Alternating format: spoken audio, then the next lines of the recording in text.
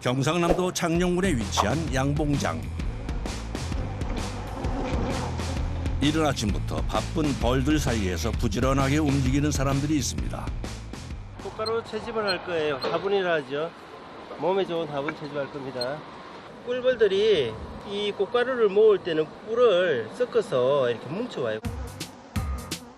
버린 벌의 먹이로 쓰이는 화분은 로열 젤리의 주 원료이기도 한데요. 그래서 건강식품으로 찾는 이들이 늘고 있죠. 꿀보다는 이 꽃가루가 훨씬 더 성장에 영향을 준다고 볼 수 있어요. 세포 활성화, 성장 이런 쪽에 꽃가루 성분이 굉장히 역할을 많이 합니다.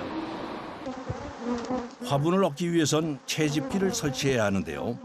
벌을 손상시키자 꽃가루를 채집하는 장비예요. 화분 채집기를 합니다. 벌떼 사이에서 조심스럽게 벌통 입구에 채집기를 설치하는 작업자.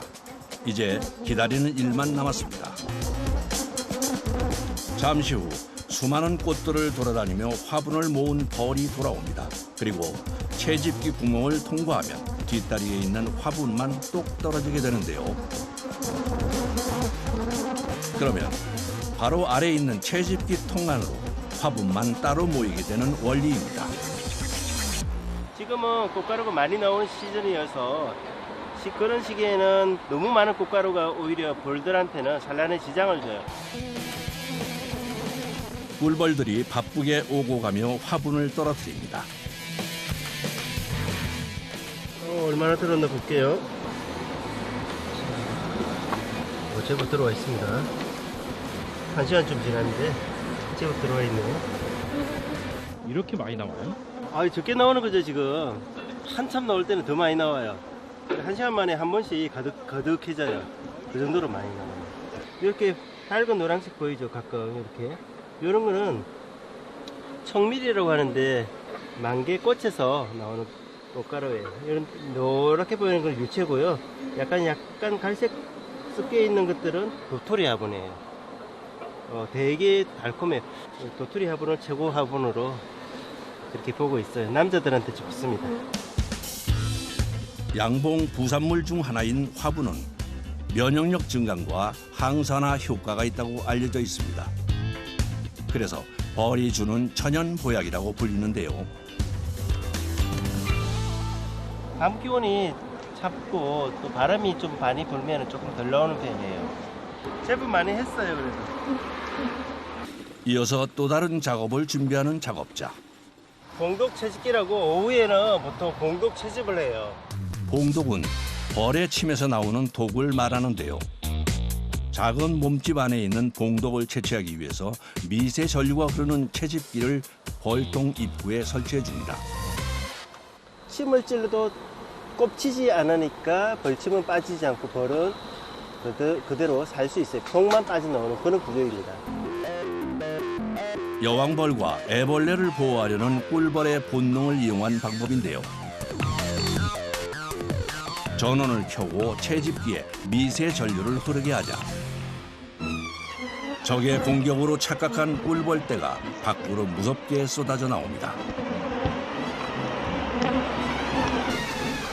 공격성이 최고조에 다다른 상태.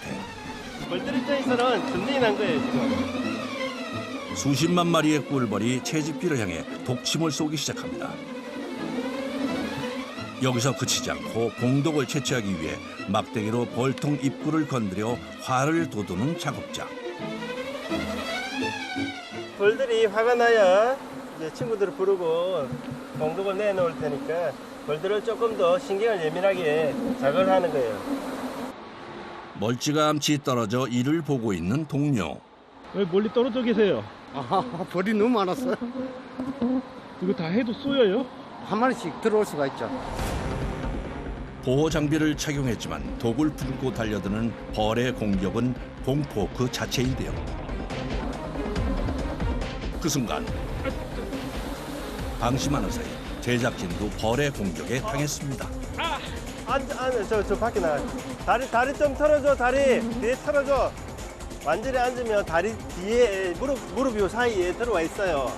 내가 준 것도 아닌데. 너무 더워서 한 겹만 입었어. 두 개 벌리 안 쏘이는데. 시간이 지나갈수록 더 거세지는 공격. 오, 체인지. 오, 장난 아니에요. 엄청납니다. 멀리 왔는데도 벌들이 아. 따라오네요. 네네. 얘들이 엄청 화가 났으면 스트레스 많이 받았어요 지금. 안전을 위해 교대로 작업하는데요. 하지만 5분이 지나기도 전에 속수무책으로 벌에게 쏘이고 맙니다. 쏠. 이쪽 카메라네. 손목에 붙어보고 쏴봐. 저기 좀 치워. 치워야 돼. 와, 이거 한 서너 번 쏘였어. 이 장갑 쪽에 이쪽으로 잘 쏘여요. 계속해서 빈틈을 노리는 수십만 마리의 벌떼. 너무 많이 쏘여요. 20년 동안 벌을 했어도 아픈 거는 똑같아요. 아파요 많이.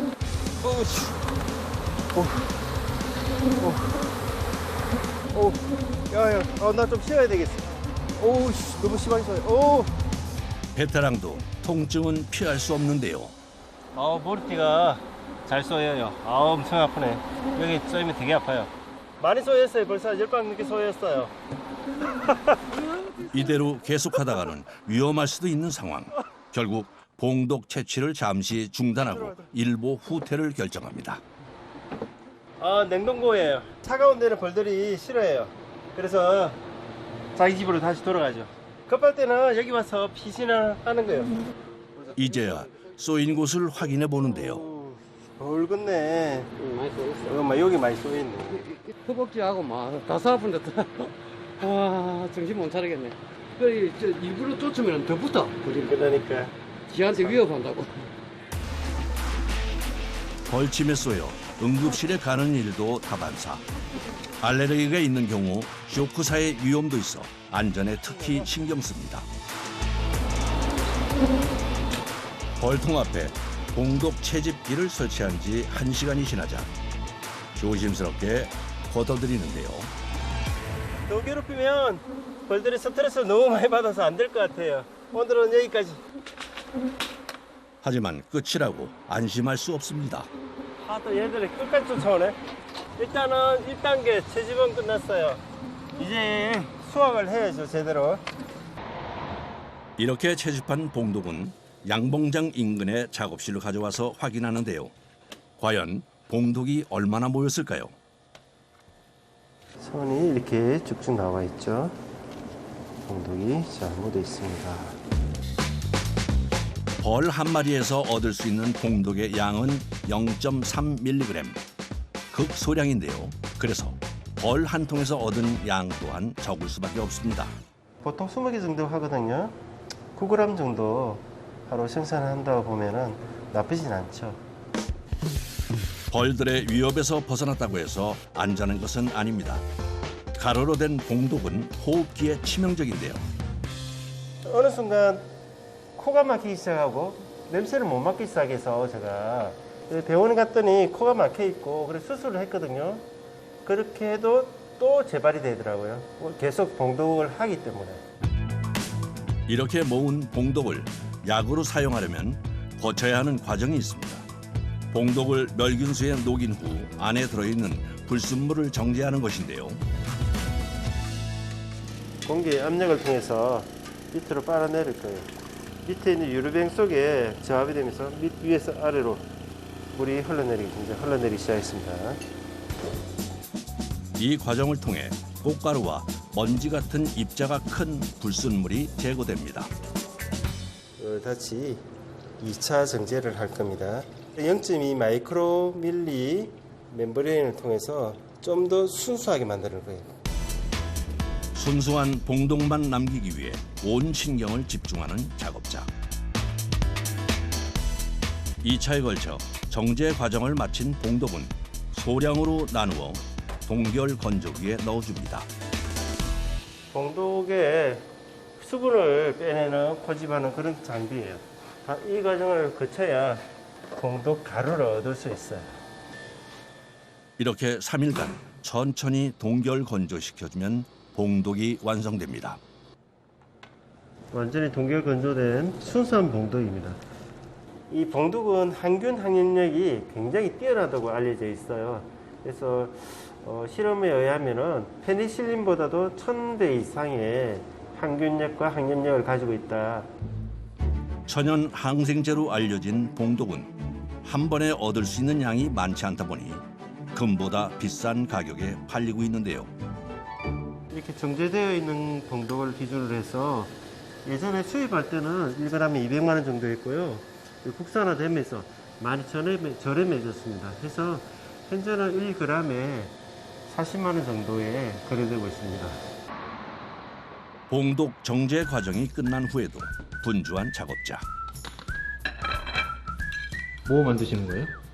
이거 지금 벌에서 나오는 것 다 모아놓은 거예요. 이게 굉장히 좋은 보양식입니다. 첫 번째 꽃가루.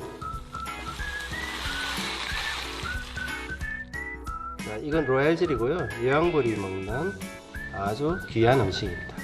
여기서 더 추가해서 가장 중요한 봉독을 같이 집어넣어요. 봉독을 넣어서 면역력을 강화시키는 거죠.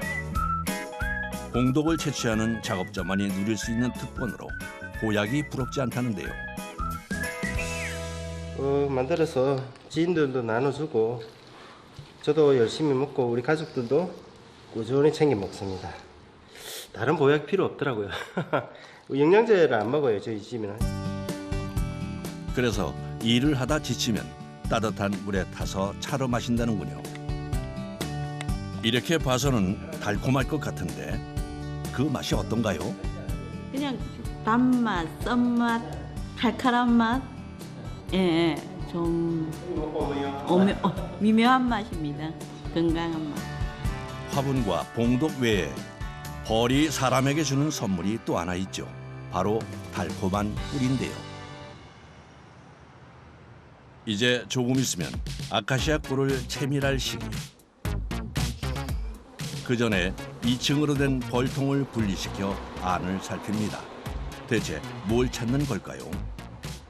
꿀이 이제 조금 있으면 들어오기 시작할 텐데 꿀이 들어오기 전에 여왕벌을 1층에 가두는 그런 작업을 할 거예요.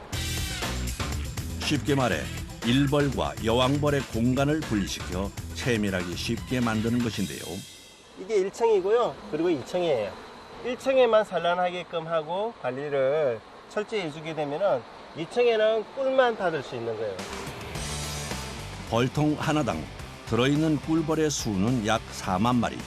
이 중에서 여왕벌 한 마리를 찾으려면 고도의 집중력과 인내심이 있어야 합니다. 여왕벌이 여기 있죠?